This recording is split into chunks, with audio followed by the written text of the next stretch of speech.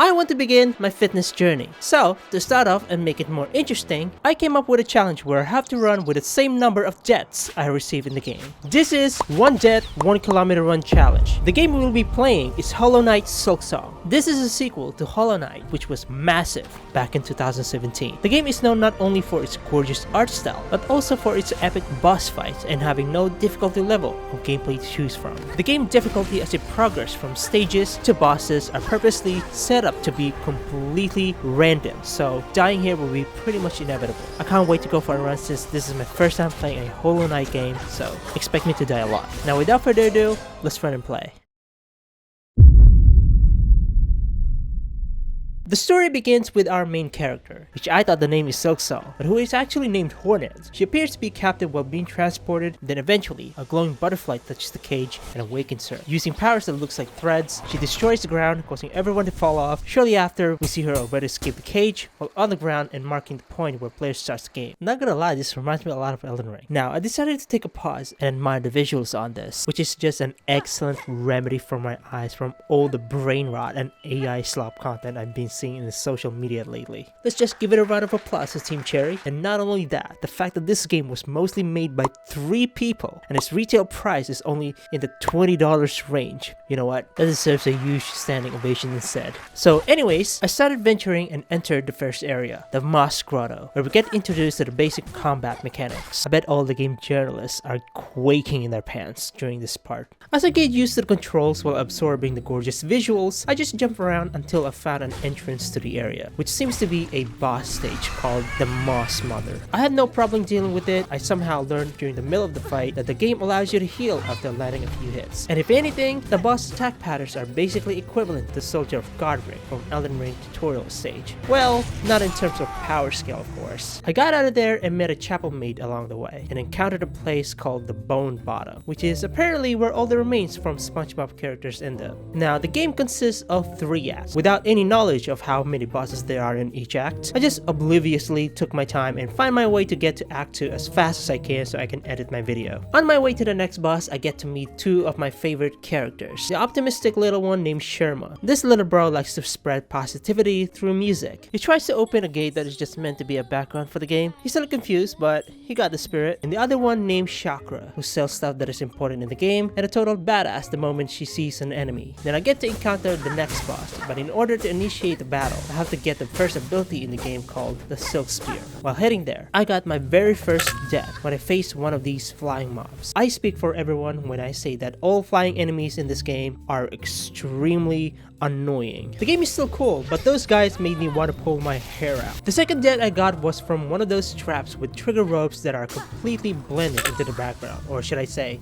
foreground. Team Cherry does not hold back from trolling the players. I eventually got the Silk Spear skill that gives the strong damage when used and can destroy the silk that is holding the boss together. I went back without any issue and began the fight, which called itself the Bell Beast. I tried my best to read its attack pattern and dodge as best as I could, but I couldn't keep up for the first time, thus losing the battle. I faced the boss again, but this time I started to get used to it, and also learning when to attack when there's an opportunity while dodging to really maximize the damage output. With that in mind, I defeated the boss. Then it's transformed me, which they called the Dream State. Now for an art nerd like me, I can't help but admire the stage design on this. They really went over the top with the visuals over a stick figure character. I'm just exaggerating. The character design is just as perfect as it is. After that, I now got an access to fast travel, which they called Bellways, and they are placed on most areas where players have to find throughout the game. Now I plan on heading to the next boss. Enemies in this area gave me a lot of trouble, and I encountered a mob that deals 2 damage, resulting in me dying twice. But then not long after, something weird happened.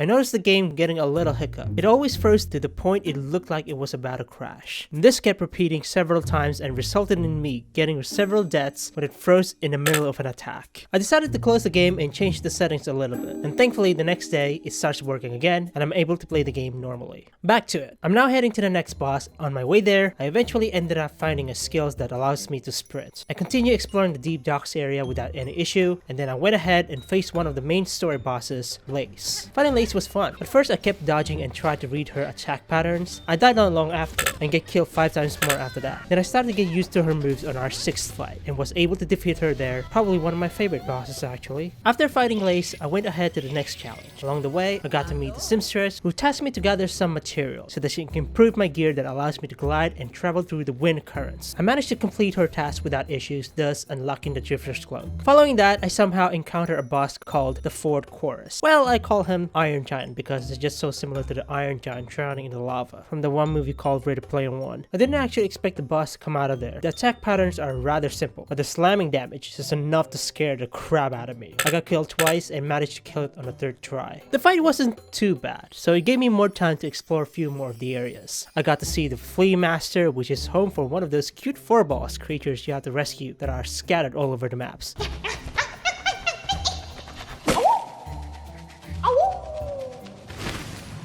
Okay, that's actually kinda cute. I also met Mickey from the one funny part of the official game trailer, and dealing with the enemies on Greymoor is pretty annoying, especially the flyers and the rat, which I got 1 death trying to deal with it. Exploring more of the area, I get to meet Guardsman and Zaza, who was just chilling in the corner, and further down eventually encountering the boss called Morway. I called it the Mothman, and each attack does 2 damage with a combination of being a huge hitbox and an obnoxious flyer and throwing projectiles that goes around on later faces. Made this guy one of the hardest bosses to deal with for casual players. I am not even kidding. Of course, I died not long after. I immediately went back to face it for the 2nd time. On my way there, I saw Guardsman in a different spot. I talked to him and he decided to be a bro and lent me a hand to go against the Mothman together. We went against it, but even with his help, the 2 damage hit from the Mothman and his later phases, where it goes faster while throwing projectiles, made it really hard to deal with. I died 10 times against this boss, and we finally took it down on the 11th. After all of that was over, I gave my thanks to Guardsman for dealing damage while I was busy dodging the boss's attacks. Parted ways and I decided to explore more of the Greymoor area. Then I get into a fight with the annoying mob trio as a semi-boss fight. They're swooping, throwing projectiles and flying up and down made this fight pretty annoying. I got killed by the weakest of the birds, but I was able to get rid of them on the 2nd try. If this game allowed me to cook their own carcasses and turn them into fried chicken, I definitely would. Now, I took a break from playing and I decided to get to know more about the game, like the whole map for example, which I didn't expect. For preference, this is the gameplay I've done so far, and this is the whole map of the game, like bro. I did not expect this from a 2D game. I feel like I'm looking at an Elden Ring map. Not to mention their combat and RPG system feels identical. Literally just a 2D game version of Elden Ring. Regardless, both games are great. Moving on, the next boss to be expected is called the Sister Splitter, but I just simply called her the old lady boss because the line patterns from her forehead to her arms look like wrinkles. While heading there, I got to collect one of the 4th mask pieces, which gave me extra health to aid me further in the game. I got on the first fight with the old lady boss. The simple slamming attack does 2 damage while closing the gap with thorn walls and summoning 2 scrubs to annoy the player. The attack patterns aren't too bad. It's the quick pacing from the granny I had trouble dealing with. Not to mention the very enclosed space of the arena, which resulted in me dying 4 times and managed to take them out on the 5th try. After that, I immediately began my journey for the next one and eventually found a skill that allows me to cling to the wall. I got face to face with the boss named the Widow. Finally, a much more fitting name. The boss fight is pretty manageable despite all the chaos happening around with only 2 deaths as a result. Well, that's because I did some observation on YouTube beforehand. I do this because I want to speed up so I can finally finish the Act 1 and work on this video. I know I'm spoiling myself, but the amount of death and frustration I'll get anyway also kind of deteriorates my appreciation for the visuals and the game itself. So I hope you understand. After defeating the boss, I got a skill that allows me to play a song that could open secret doors. I got back to the nearest resting place called the Bellheart, which was eerie before, now is full of life after defeating the Widow. I get to meet few characters like this guy who's obsessed with collecting relics in exchange for a good amount of rosary beads. Rosary beads are the currency of this game, by the way. And I meet the guy that sharpens my sword, thus doing more damage to upcoming bosses, which means I can also tap less on lower level mobs now. Now the next boss, referred to as the Last Judge, is expected to conclude Act 1. I immediately ventured my way to get there and got into the area called the Blasted Steps. This area is probably one of the hardest I've ever dealt so far in the game. Like, I'm not even joking. The wind currents sometimes like to push against you when you're gliding. Getting caught in the sandworm between the gaps damages you by 2 health. These chestnut guys that blocks you with really wide quick strikes. And these little buggers that fire cone chips at you and bounce around make this the #1 most annoying flying mob in the game thus far. If I were to put those cone chip bugs in a tier list in the most annoying flying mobs in Silksong, this thing is no-brainer on S tier. Like, I really hate these things with passion. Hey, at least we get to see Chakra in action killing them the moment she sees one. Basically one of my favorite moments in the game. Anyways, Blasted Steps area. I died about 10 times trying to get to the resting point and finally get a fast travel on this cursed place. Now getting to the boss arena is also pretty annoying, which took a lot of dying to get used to. And I didn't know until the edit of this video that there was a shortcut there to avoid most of the enemies ahead. I died about 9 times just to get to the arena, including my failed attempts from the incoming boss. Now on the boss stage, the last judge. Either get hit or touch, it deals 2 damage. Due to her quick juking movements that looks like a friggin' football player, she has really wide range attacks and 2 similar anticipation poses, which makes it difficult to tell in a split second whether she's about to do a spinning attack or do a belt throw, which made this boss the hardest one I've ever faced in the game so far. The running attack and the ground slam are the easiest to deal with, but other than that, I got killed 18 times. At this point of gameplay, I thought I was going to finish Act 1 in a day, but it didn't seem like it. I felt really tired from playing, so I decided to call it a day and probably back out and get stronger in the next game. The next day, I searched up the best farming method for getting lots of rosaries and shards. My favorite so far is by the deep docks, where you have to kill several enemies that give you at least 40 rosaries and 20 shards per loop. Around 12 minutes later, I got 1200 rosaries with my shards completely refilled. I made sure to turn these rosaries into necklaces from the Bellheart vendor so I don't lose them after dying. I went ahead to explore more options by collecting more tools like getting tacks, long pins, this one tool that increases your life temporarily, and trying out the beast crest that allows you to heal when hitting an enemy. Getting this crest cost me 1 death when I faced the Savage Fly boss for the first time. This crest has no support equipment, you won't be able to heal anymore, you can only go for a heal by hitting somebody. The mobility feels weird and its style of playing aggressively is just not for me. I just stick with the usual Reaper for now. I went back to head the last judge boss again, so even with a temporary health, I died 6 more times. I decided to back out again and saw a tool that covers your offensive tools with poison, which I thought is going to be useful for this fight. Now I went back to face the boss after a few more deaths, starting to get the feel to her attack patterns. My strategy is to throw poison-coated offensive tools to damage the boss over time, while I'm busy dodging in the last phase where she's being really fast with her attacks. And eventually, this happens. Jump! Oh god! Do your poison! Explode!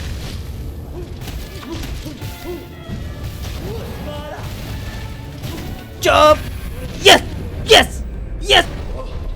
Oh my god! Yeah, take that! Oh my god! I did it! I freaking did it! Woo! Feels good, man! Can't believe this is happening. Oh god. There should be a cutscene by now. So at first, I got really confused, and I thought I had to run into the arena again to trigger the cutscene. Then by the time I get there... Still alive! Oh god! How are you still alive?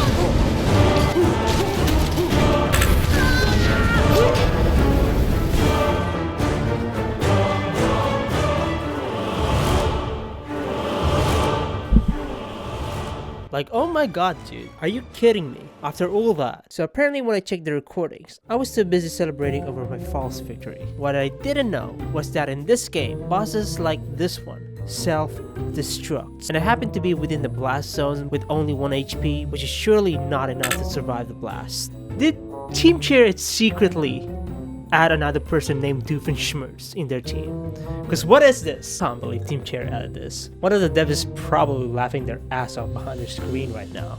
And Doofenshmirtz be like, "You team, let's add a self-destruct the moment this boss dies, just in case Perry the Platypus play this game, as he will never see this coming." I guess I'm gonna have to do this the hard way then. After dying for 4 more times and using the same strategy as before, on my 35th try against this boss, I got really locked in.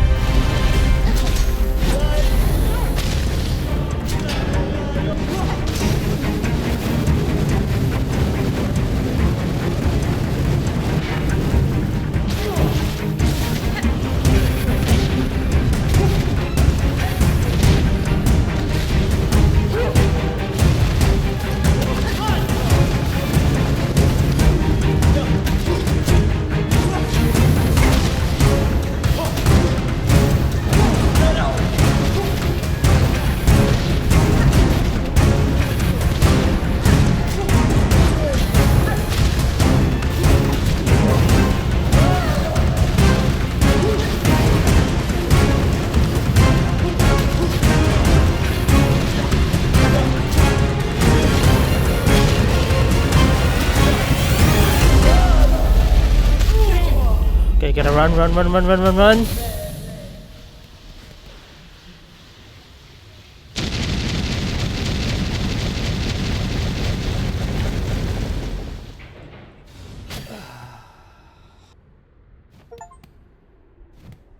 Finally. I'm so freaking tired, bro. It's so late. So after playing the game all the way by completing Act 1 with the amount of deaths I got, which is about 91 deaths. Good gracious. As also will be the distance I have to run. There's no time limit on this. I can take as much time as I want. So let's get into it. I haven't done this in a really long time now, so let's just start running. Now, while doing this, I want to give my overall thoughts on the game. First of all, the visuals is my #1 favorite things about this game. From simplistic character design, backgrounds, and particle effects. And it just blows my mind that a small independent studio made a fast-paced epic boss fight mostly done in a 2D hand-drawn setting. This is one of those games you have to put in a treasure chest along with Cuphead, so when players open it expecting a treasure, they will surely be seeing one. I can't give my full thoughts on it yet since I'm halfway through the game, and surely my running distance is still gonna go up from here because I think I'm still going to be dying a lot. So here's my distance I have done for this quick example. I know it's not much, but it's a start. I'll end this video here. Act 2 of Silksong is coming up, so stay tuned for that, and I'll see you guys later. Bye bye!